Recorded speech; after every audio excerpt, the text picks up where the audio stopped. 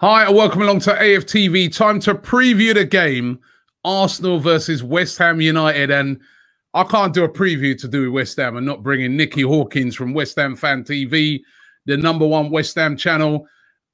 Nicky, how's it going, bro? Yeah, good. Thanks, Rob. It's a shame we can't meet up, but yeah, I've been a bit busy this week and, you know, circumstances and all that sort of stuff. But it's always nice to see you, mate. Yeah, how you been keeping with the lockdown stuff? Well, we're out of it. We're in it. We're out. We're in. We don't even know what's going on. But well, funny enough, yeah, I mean, tough times for everyone, I think. But I won't go too much into it. But funny enough, I was just talking to Ryan the other day. He was actually the last person I saw football wise before it all got shut down. Because we was at the Emirates. I remember I shook your hand at the time. You went, "You mustn't shake my hand," and I went, "Oh, be quiet. It'll all be fine." I know, man. How wrong was I, mate? I know, it's crazy, isn't it? Yeah, you're right. That was actually the last competitive game at the Emirates when we played you all those months ago. It was a very close encounter. I remember that. We won in the end, but it was I don't think the result really was. I think it was a bit harsh on you guys because you played very well that day. Yeah. But then after that, West Ham had a real slump, and then you was in danger of relegation. But then you, towards the end of the season and after the lockdown, you were excellent, got out of that pretty comfortably. And now we're back again for a new season. But it's all doom and gloom. It seems, well, I don't know. I'm going to ask you. Listen, I'm not a West Ham fan. I'm just saying from the outside, it seems to be a lot of doom and gloom around West Ham. You got beaten in that game against Newcastle. All right, you bounced back during the week in the Carabao Cup against Charlton. Was that 3-0 win? But still, there seems to be a lot of doom and gloom around the club. Why? Lack of investment is the word to use. I think you know, we went into last season.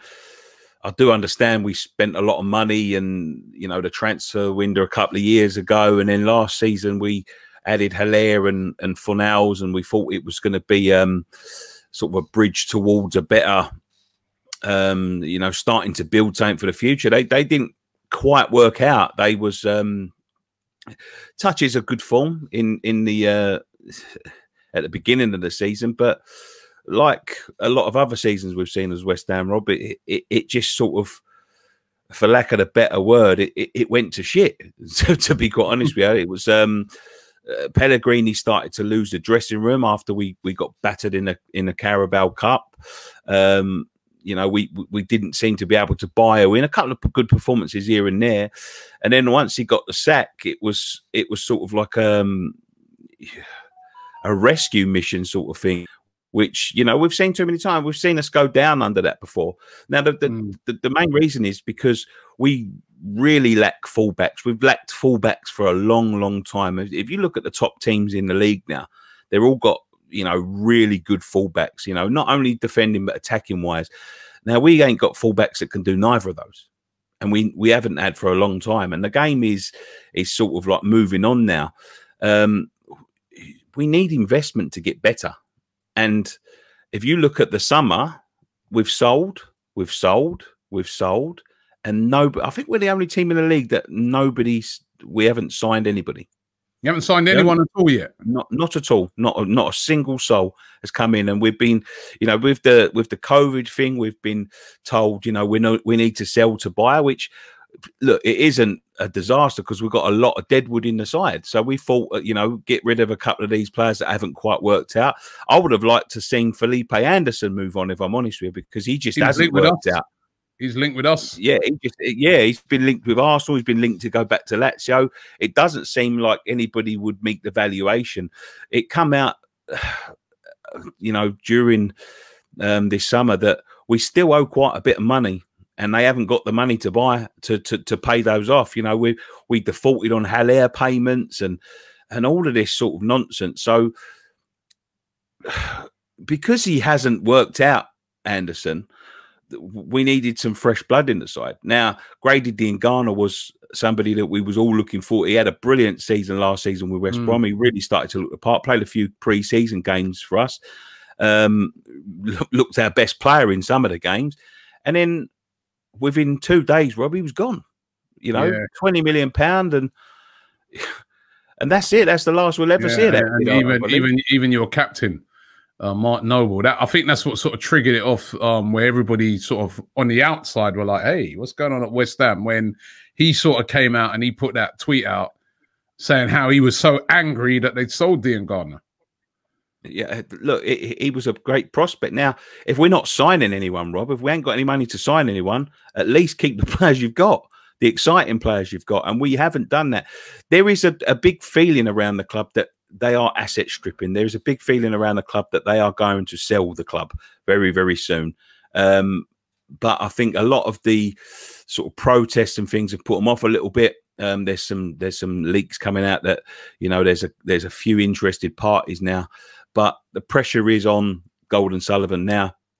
What we're in danger of here, Rob, is them selling all of our most expensive and talented players to sort of bump up the value of the club, because on paper it looks more profitable. Now we've got one shining star left, and we've got about a month left of the transfer season, which is normally closed by now. So I would have been a lot more comfortable. And we're just all got our fingers crossed that doesn't go. Now we've got a horrendous run of fixtures coming up right now, a horrendous run of fixtures. So we really needed to pick something up against that Newcastle team. But you look at that Newcastle game, Rob, we was slow, lethargic. We didn't look at it. We didn't look interested. No attacking threat, defensively awful.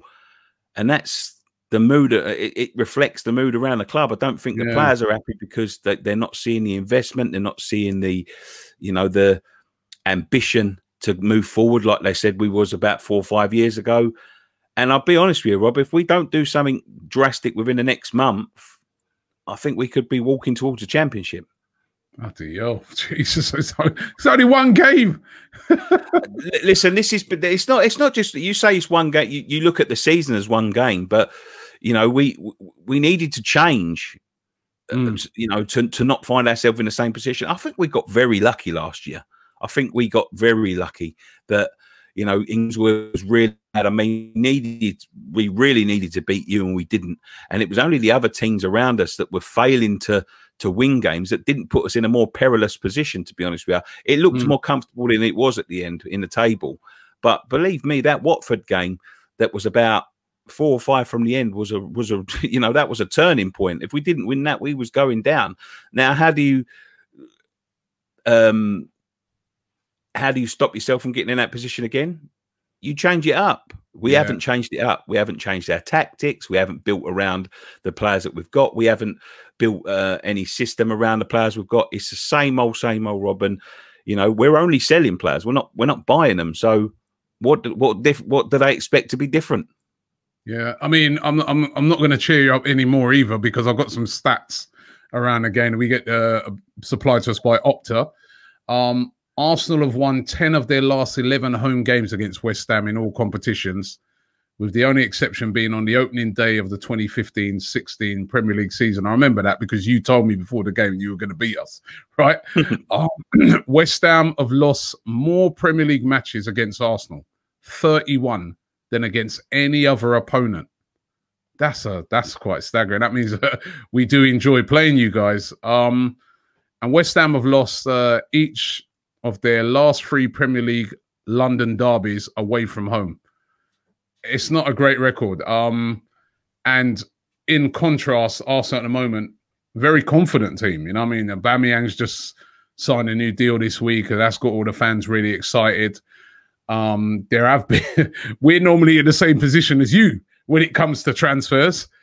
We've actually been quite positive in the transfer market so far. We're signing Gabriel, who looked very good last week back in defence. And also Willian, who's coming from Chelsea, who started off brilliantly last week. And I just think there's just, anyway, in general, there's confidence around the manager, Mikel Arteta. You know, finished the season strongly, won the FA Cup, won the Community Shield. And it was the teams we beat to do that. And I think there's a lot of confidence at the moment running around Arsenal. I hope that, obviously, we don't get too overconfident. But speaking to most fans this week, they are all pretty confident that they'll get a result. Can West Ham come to the Emirates and get something out of it? Sorry, mate, I got a phone call. The thing is with Arsenal, Rob, is you know, you had that 20 odd years under Wenger. It was always going to be really difficult to transition from that. But what I can see from Mikel Arteta is he's got a philosophy, he's got a plan, and that's what we lack. He's trying to instill his own.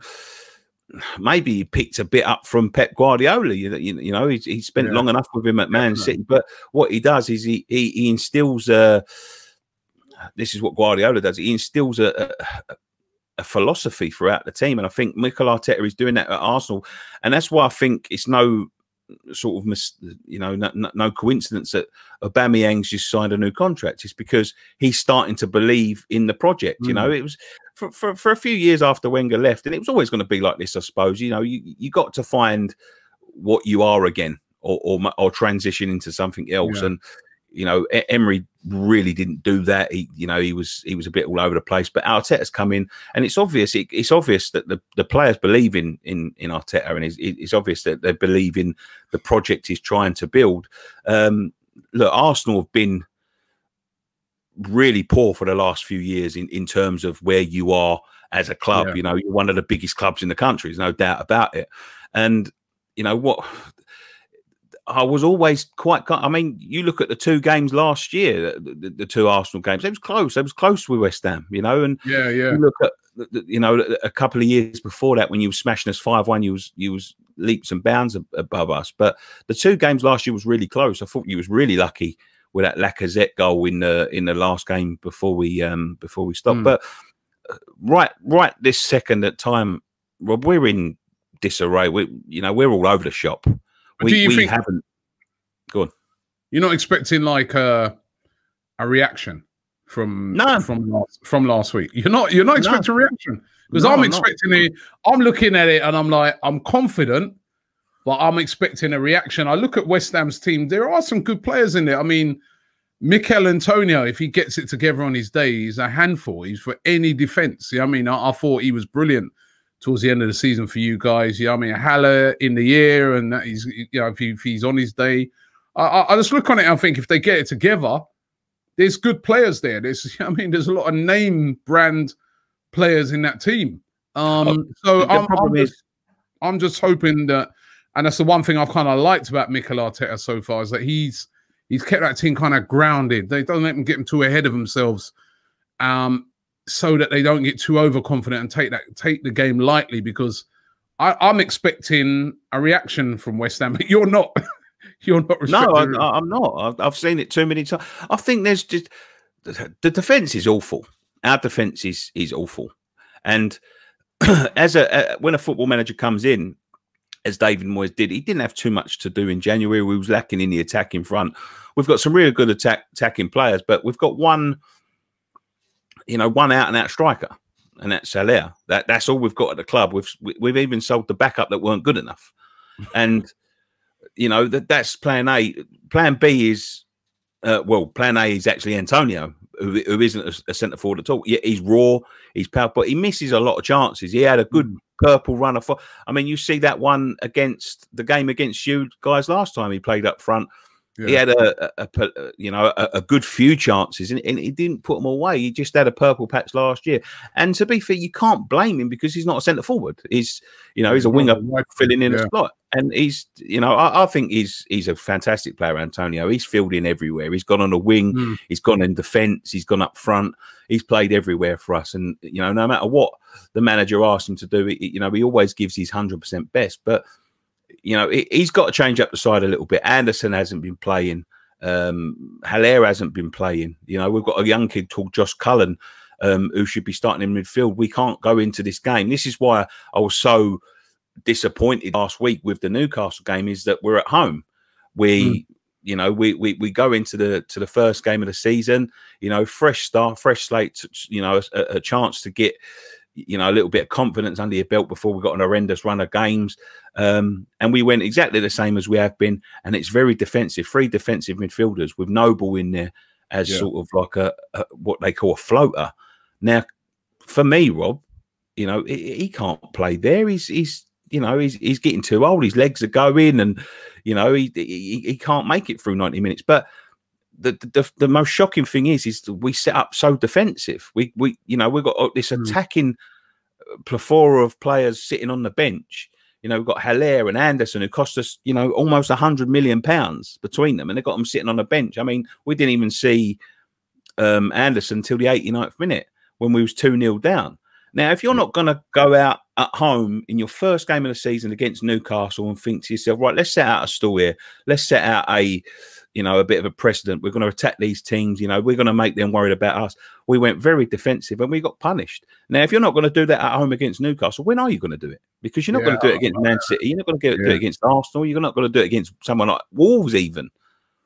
You know, and that's what worries me. He doesn't seem to have confidence in outplaying teams. And if you keep on going safe and you know, basically aiming for a draw, you're never going to get anywhere. And that is his style, isn't it, really, David Moyes? I mean, his style has always been pretty like, let's be hard to beat kind of thing. It's pretty stubborn. So let's get on to it. Let's get into it. Predictions for the game. It's a standard 3-1 Arsenal win. Oh dear. Standard. I hope you're right. Obviously, I hope you're right. You know, and then after that, you go on a great run. That would be perfect for me. You know what I mean? Because you know, I've got a little soft spot for West Ham. I'm cool with West Ham, but we need to keep that momentum going. Arsenal have been pretty strong at home recently, and I'd expect Arsenal to win the game as well. I might even go. I think I was going. My predictions were like 2-0. But I do expect us. We are looking pretty strong at the moment. And I think, like you said, a lot of that's to do with Arteta. He's got the team playing. But also, I looked at the team last week and I was like, we've got quite a lot of firepower now because like Saka and Pepe were sat on the bench. And I think you've got that sort of firepower to bring off the bench now. That's starting to look pretty ominous for, you know, I think this could be quite a special season for Arsenal. Yeah, I think it's a bit. I think you'll break the Champions League again, and I think you'll break the Champions League in expense. And I know people are going to think I'm crazy here, but in expense of Chelsea, because when I looked at Chelsea last week, they were fantastic going forward, but defensively they're awful still. I think my thing with Arsenal is still too early. It's you know, but I'm not expecting us to get into the Champions League this season. But what I am looking at, I'm seeing progression. And when you've had it, and I think that's what you guys want to see as well. You want to see progress, and I've been seeing progression under this manager. So I don't want to get ahead of myself and start rushing into Champions Leagues and that. I think if Arsenal was to make two more excellent signings before the window closes, there's a chance. But at the moment, I just want to see progression, and progression has to be that we beat you guys on Saturday. So I'll go 2-0. Nicky, thank you very much, mate, for coming on. As you said, it was the last game before everything just went haywire and everything got locked down. You know, you didn't give me coronavirus because I shook your hand. Funny because the last time I was on your podcast, Rob, I said that I've been ill a little while before in January, and I had a virus test, and I'd had it already. So serious? Yeah. So wow. So you'd had it when? Very early, January, December time. Oh wow. What does that mean then? I've got to get a test or something? No. It means I'd already had it and shook it, and that means when they give me the test, I had antibodies, which means I'm not immune, but you know, I've got. I'd already had it, and there's things now in my body. I remember now at the start. Yeah, you were saying. I remember you said you had a week where it was kind of. I remember that now. Yeah. Wow. Yeah. All them times we didn't even know what was going on. No, wow. I'm telling you, mate. I'm telling you. Well, listen, stay in good health, mate. And you. Glad that you got over that. And yeah, let's look forward to the game tomorrow. And let's look forward to when we can get fans back inside a ground and we can be outside interviewing each other again and shaking each other's hands and just getting back to normal. Thanks very much, Nicky. Thanks, mate. No, this isn't a robbery at the end of the video. We are telling you about these brand new masks from Mask SC in football inspired colours. You can get your team on it. The link is in the description. Get on it right now.